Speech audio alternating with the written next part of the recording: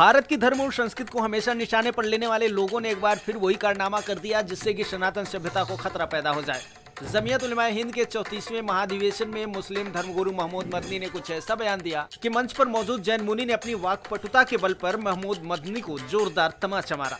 इसके बाद मुस्लिम धर्मगुरु महमूद मदनी इतना घबराया कि उसने थोड़ी देर बाद ही माफी मांग ली।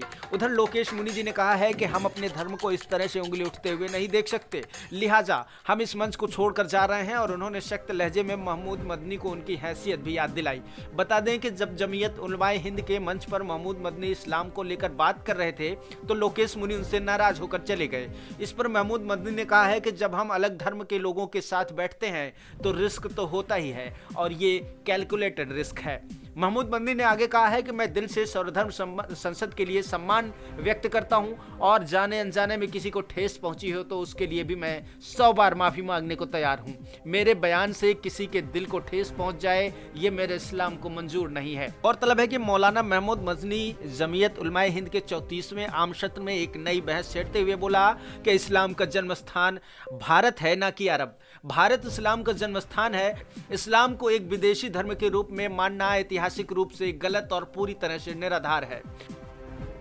बड़े बड़े धर्म गुरुओं से पूछा, जब कोई नहीं था, न श्री राम थे, न ब्रह्मा थे, न शिव थे, जब कोई नहीं था तो सवाल पैदा होता है कि मनु पूजते किसको थे।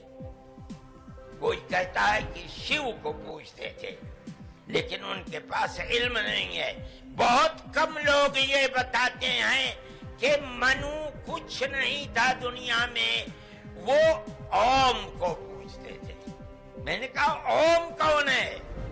बहुत से लोगों ने कहा कि वो एक हवा है जिनका कोई रूप नहीं है, कोई रंग नहीं है, वो दुनिया में हर जगह है, हवा हर जगह है। उन्होंने आसमान बनाया, उन्होंने जमीन। मैंने कहा कि अरे बाबा, इन्हीं को तो हम अल्लाह कहते हैं। मदनी साहब का वक्तव्य हुआ, हम कोई उससे सहमत नहीं है और मैं आपसे निवेदन करना चाहता हूँ, हमें केवल छोड़ने की बात अगर करनी है प्यार मोहब्बत की कीजिए। ये जितनी कहानी सुनाई है अल्लाह मन्नू ये वो, उससे 4 गुना कहानी मैं सुना सकता हूँ।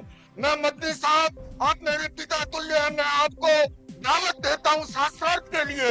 आप दिल्ली आइए, आप मुझे सहारनपुर बुला लेंगे, मैं सहारनपुर आऊंगा। इसके सिवा ये जो कहानी ओम मन्नू अल्लाह उसकी औलाद, ये फालतू की बातें हैं। सारा पलीता लगा दिया एकता के सद्भावना के सम्मेलन को।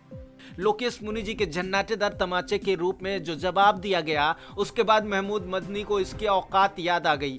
भविष्य में वो अब किसी भी तरह से सनातन सभ्यता पर विवादित बयान देने से पहले 100 बार सोचेगा। जिन भी लोगों के दिमाग में ये फितूर पड़ रहा है कि सनातन सभ्यता कमजोर है, तो उसको कोई भी कुछ भी कहने से पहले लोकेश मुनि जी के इस तमाचे को याद रखना चाहिए। गुस्ताखी होने पर लोकेश मुनि जैसे हजारों तमाचे जब जवाब के रूप में मिलेंगे, तब आपका क्या हश्र होगा जनाब।